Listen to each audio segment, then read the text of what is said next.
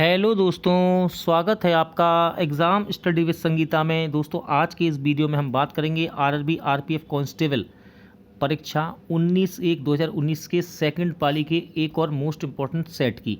आज हम इसका सेट नंबर 7 लगाने वाले हैं। दोस्तों, जीके जीएस के जितने भी क्वेश्चन यहाँ पर बनते हैं उन सभी को हम यहाँ पर डिस्कस करेंगे और जो इम्पोर्टेंट क्वेश्चन है उनके इम्पोर्टेंट फैक्ट भी मैं आपको यहाँ बताऊँगा। इससे पहले हमने 6 सेट यहाँ पर कवर किए हैं। दोस्तों, यदि आपने वो नहीं देखे हैं तो आप प्ले लिस्ट में जाकर उन्हें देख सकते हैं। ठीक है, और ये सभी सेट आपके आने वाली प्रतियोगिता परीक्षा के लिए इम्पोर्टेंट रहेंगे। यहाँ से आप पढ़कर देख सकते हैं कि किस प्रकार के क्वेश्चन आरपीएफ के एग्ज़ाम में रखे जाते हैं और उसी हिसाब से आप अपनी तैयारी को जारी रखना। और आने वाले समय में मैं आपको आरपीएफ के लिए और रेलवे के लिए और भी मोस्ट इम्पॉर्टेंट यहाँ पर हम चैनल पर जीके की वीडियो, मैथ की वीडियो और रीजनिंग की वीडियो भी अपलोड कर रहे हैं, तो उन पर भी आप ध्यान देते रहिएगा। तो चलिए स्टार्ट करते हैं। आरआरबी आरपीएफ कांस्टेबल परीक्षा सेट नंबर 7 19/1/2019 का सेकंड पाली का ये सेट है। स्टार्ट करते हैं। ब्रह्मांड के अध्ययन को क्या कहा जाता है? तो इस क्वेश्चन का सही आंसर है ब्रह्मांड विज्ञान। ठीक है, देखिए दोस्तों, इसको कॉस्मोलॉजी भी कहते हैं। क्या कहते हैं? कॉस्मोलॉजी। ध्यान रखना, ठीक है, कॉस्मोलॉजी। देखिए, कॉस्मो का मतलब है ब्रह्मांड और लॉजी का मतलब है विज्ञान। ठीक है, अगला क्वेश्चन देख लेते हैं। अपरमाणु कण प्रोटॉन की खोज किसने की थी?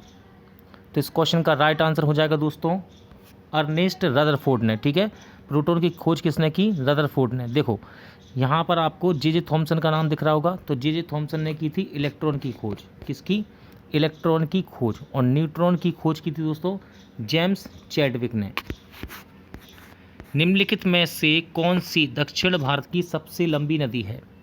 इंपॉर्टेंट क्वेश्चन है। तो दक्षिण भारत की सबसे लंबी नदी का नाम है गोदावरी। ठीक है, गोदावरी। याद रखना, भारत की तीसरी सबसे बड़ी नदी भी है ये गोदावरी। और ये निकलती कहाँ से है? तो ये त्र्यंबकेश्वर, नासिक, महाराष्ट्र से निकलती है। 2011 की जनगणना के अनुसार भारत की साक्षरता दर क्या है? राइट आंसर है इसका ऑप्शन 3, 74%। स्पेन की राजधानी क्या है? स्पेन देश की राजधानी पूछी जा रही है, तो स्पेन की राजधानी है मैड्रिड। ठीक है, मैड्रिड। रोग उत्पन्न करने वाले सूक्ष्म जीवों को क्या कहा जाता है? सही आंसर है दोस्तों इसका ऑप्शन 3, रोगजनक। ठीक है, रोगजनक कह लो या फिर इसको एंटीजन भी लिख के आता है एग्जाम में, कहीं कहीं एंटीजन कहते हैं इसको, एंटीजन। ठीक है, तो रोग पैदा करने वाले कारक 5 समूह में आते हैं। पहला वायरस, बैक्टीरिया, कवक, प्रोटोजोआ और कृमि। भारत का सर्वोच्च न्यायालय कब स्थापित किया गया? तो देखिए, भारत का सर्वोच्च न्यायालय 1950 में स्थापित किया गया था। इसकी डेट याद रखना दोस्तों, 28 जनवरी। 28 जनवरी। ठीक है, देखो, 1773 के रेगुलेटिंग एक्ट की घोषणा ने कलकत्ता में सर्वोच्च न्यायालय को पूरी शक्ति व अधिकार के साथ अभिलेख न्यायालय के रूप में 1774 ईस्वी में स्थापित किया और भारत का सर्वोच्च न्यायालय 28 जनवरी 1950 को अस्तित्व में आया। भारत के राष्ट्रपति को शपथ कौन दिलाता है? इंपॉर्टेंट क्वेश्चन है ये। भारत के राष्ट्रपति को शपथ दिलाते हैं दोस्तों भारत के मुख्य न्यायाधीश। ठीक है, और राष्ट्रपति भारत के प्रधानमंत्री को पद और गोपनीयता की शपथ दिलाता है, इसको भी याद रखना साथ ही साथ। योग में मकरासन किस मुद्रा को दर्शाता है? तो देखिए, मकरासन ये दर्शाता है मगरमच्छ। ठीक है, मगरमच्छ मुद्रा को।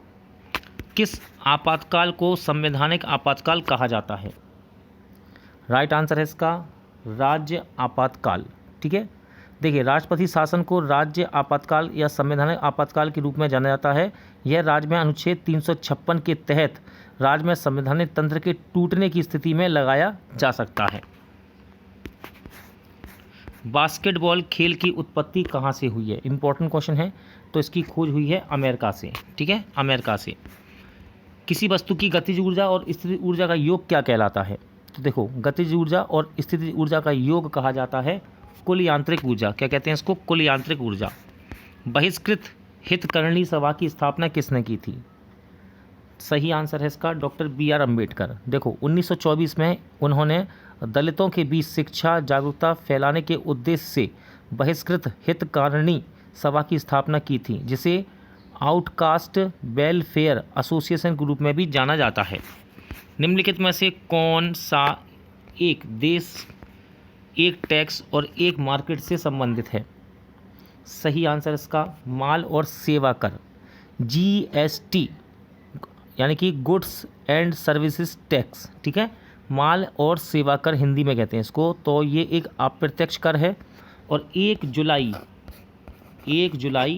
2017 से लागू किया गया था। 2011 की जनगणना के अनुसार किस राज्य की जनसंख्या घनत्व सबसे अधिक है? सही आंसर है बिहार। ठीक है, बिहार का घनत्व, जनसंख्या घनत्व सबसे अधिक है। निम्नलिखित में से कौन सबसे कमज़ोर विद्युत चालक है? सही आंसर हो जाएगा इसका बेकेलाइट। ठीक है, बेकेलाइट सबसे कमज़ोर विद्युत चालक है। अगला क्वेश्चन देख लेते हैं।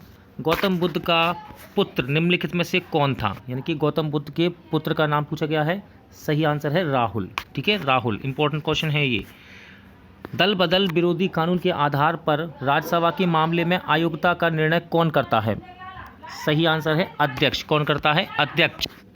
तो इसका राइट आंसर है दोस्तों अध्यक्ष। ठीक है, अध्यक्ष।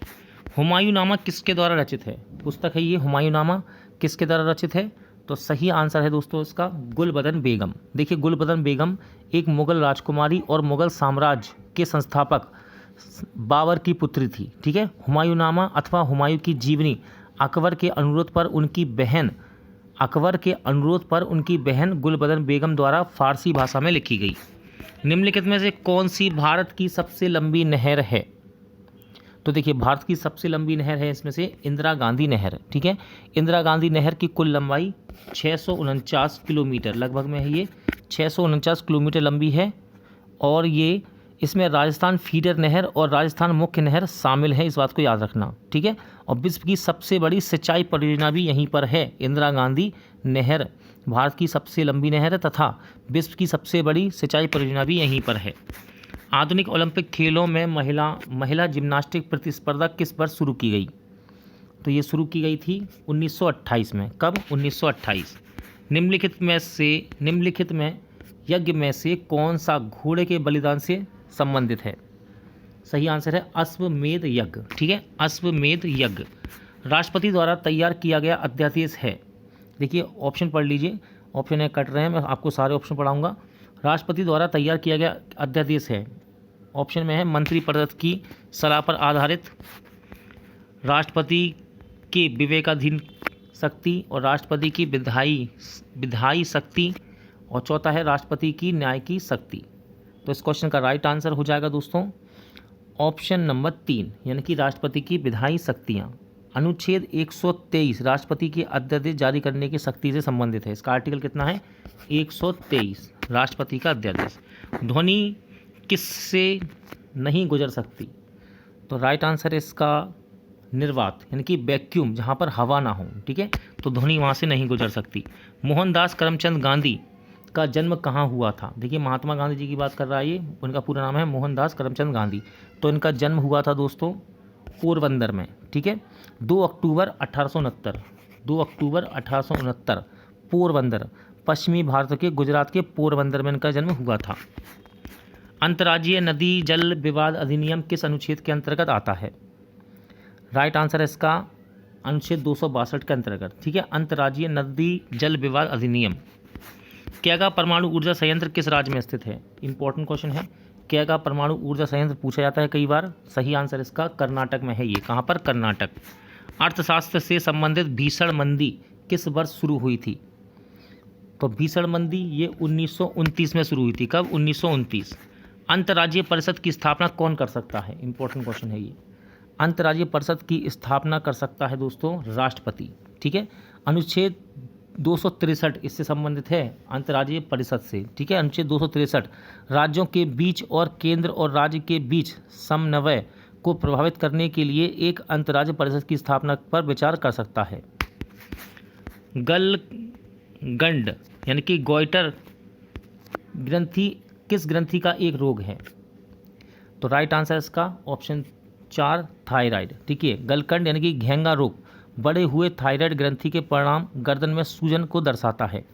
एक घेंगा रोग में एक थायराइड से जुड़ा हो सकता है जो ठीक से काम नहीं कर रहा हो। वॉलीबॉल खेल का आविष्कार किसने किया था? वॉलीबॉल खेल का आविष्कार किया था दोस्तों विलियम जी मॉर्गन ने। ठीक है, विलियम जी मॉर्गन।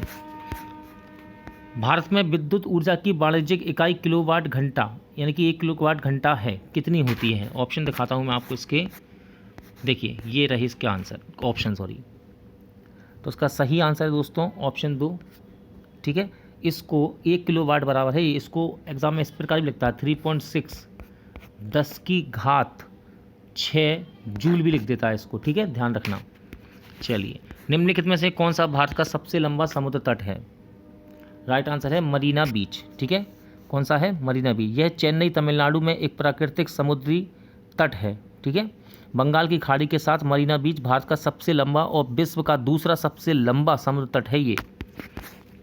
प्लाज्मा अवस्था में किसमें अधिक ऊर्जावान और अधिक उत्तेजित कण होते हैं? सही आंसर है आयनीकृत गैसों में। ठीक है, आयनीकृत गैसों में। किस कैबिनेट समिति को सबसे शक्तिशाली माना जाता है? सही आंसर है राजनीतिक मामलों की मंत्रिमंडल समिति को। कावेरी जल विवाद न्यायाधिकरण निम्नलिखित में से किन राज्यों के बीच स्थापित किया गया था? मोस्ट इंपॉर्टेंट क्वेश्चन है ये, कावेरी जल विवाद वाला। तो राइट आंसर है इसका ऑप्शन 3 तमिलनाडु, केरल, पुडुचेरी और कर्नाटक के बीच। 2022 में होने वाले एशियाई खेलों का आयोजन किस देश में प्रस्तावित है? तो देखिए इसकी घोषणा की गई थी दोस्तों चीन में होने की। कहाँ पर? चीन में। एशियाई खेलों का आयोजन 2022 की बात कर रहा है। 10 से 25 सितंबर 2022 तक हांगजो झेजियांग चीन में आयोजित किए जाने की इसकी घोषणा की गई थी। निम्नलिखित में से किस देश को विश्व का चीनी का कटोरा कहते हैं? मोस्ट इंपॉर्टेंट क्वेश्चन है ये, उपनाम है ये देशों के। ठीक है, तो चीनी का कटोरा कहते हैं क्यूबा देश को। क्यूबा देश को चीनी का कटोरा कहा जाता है। क्वेश्चन नंबर 39 देख लेते हैं। प्रत्याशित मुद्रा मांग आपूर्ति है, तो ये है असीम रूप से लोचदार। असीम रूप से लोचदार। न्यूनतम समर्थन मूल्य यानी कि एमएसपी किससे संबंधित है? तो राइट आंसर है इसका ऑप्शन 3 कृषि वस्तुओं से। ठीक है, एमएसपी शब्द जब भी आपको दिखाई दे तो ये कृषि वस्तु से संबंधित है। दिगंबर और श्वेतांबर पद का संबंध किस धर्म से है? तो राइट आंसर है इसका ऑप्शन 2 जैन धर्म। ठीक है, जैन धर्म की 2 शाखाएं हैं ये, दिगंबर और श्वेतांबर। ठीक है, श्वेतांबर कौन होते हैं? जो सफ़ेद कपड़े पहनते हैं, और दिगंबर आकाश को वस्त्र मानते हैं ये। ठीक है, निम्नलिखित में से कौन सी कोशिकीय के कार्य के लिए वसा अणुओं और लिपिड के निर्माण में प्राथमिक रूप से मदद करती है? तो ये है आपकी नर्म अंतर्द्रवी जालिका। ठीक है, निम्नलिखित में से कौन सा संरक्षित क्षेत्र एक टाइगर रिजर्व भी है?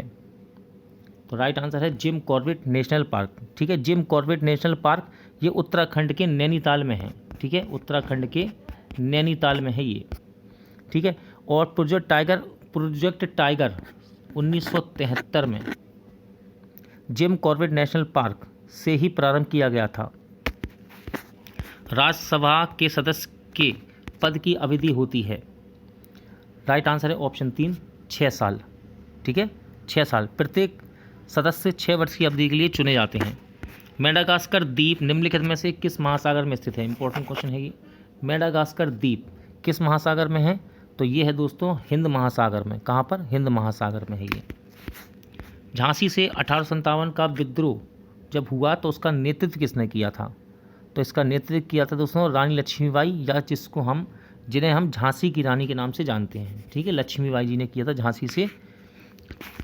हड़प्पा शहर किस नदी के किनारे स्थित है? इंपॉर्टेंट क्वेश्चन है।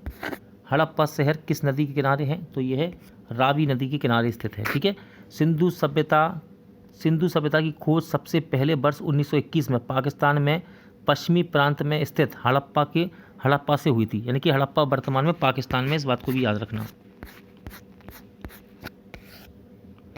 निम्नलिखित में से कौन कुश्ती से जुड़ा एक प्रसिद्ध व्यक्ति है? तो सही आंसर इसका विनेशा फोगाट। ठीक है, विनेशा फोगाट। निम्नलिखित में से कौन सा दर्शन तार्किक सोच की तकनीक में विश्वास करता है? सही आंसर है इसका न्याय दर्शन। ठीक है, न्याय दर्शन। ब्रह्म सभा के संस्थापक कौन थे? राइट आंसर इसका राजा राम मोहन राय। ठीक है, राजा राम मोहन राय को आधुनिक भारत का पुनर्जागरण का जनक कहते हैं इनको। ठीक है, आधुनिक भारत का पुनर्जागरण का जनक। और 1815 में आत्मीय सभा की स्थापना की और वर्ष 1821 में कलकत्ता में यूनिटेरियन एसोसिएशन की स्थापना की। और ब्रह्म सभा की स्थापना कब की इन्होंने? तो इसकी स्थापना की थी दोस्तों 1828 में। पूछ लेता है ये। ठीक है, ब्रह्म सभा की स्थापना, और बाद में ये ब्रह्म समाज बन गया, फिर बाद में इसको ब्रह्म समाज कहने लगे। आप ऐसा याद कर सकते हैं।